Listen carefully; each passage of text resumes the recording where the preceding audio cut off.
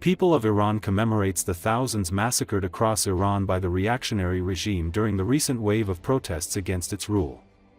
Families in Iran traditionally hold commemorations for their loved ones 40 days after their death. Horrifying scenes are recorded here. The footage of young people being murdered before they even get married is especially shocking.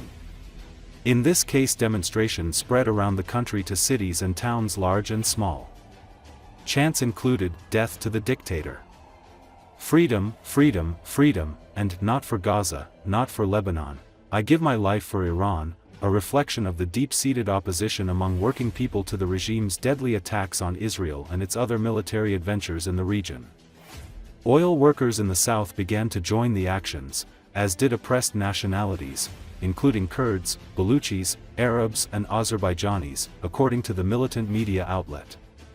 Merchants of the Grand Bazaar of Tehran have called for nationwide actions February 18th and 19th to commemorate the thousands massacred across Iran.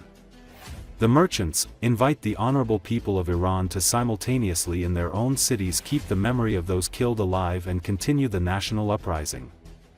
The 40th day is not the end, the merchants said. It is the beginning of our collective responsibility. In statement, the Council for Organizing Protests of Contract Oil Workers said, "You will hear our cry of rage and protest at the commemorations for those who were killed while seeking rights and freedom."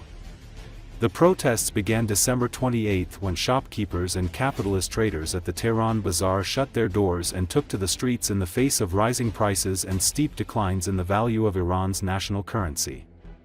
Sections of the working class took advantage of the actions by the capitalist traders in the bazaar, who in the past had supported the regime, to broaden their own protests. Dozens were killed during the first week of demonstrations, before the regime unleashed its most murderous assaults January 8 and 9, ending the protest wave for the moment.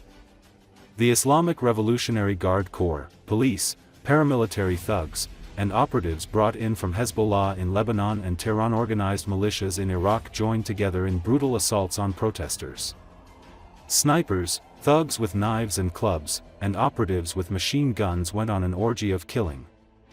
Instead of demoralizing working people, the massacre deepened their resolve to fight to overturn the regime.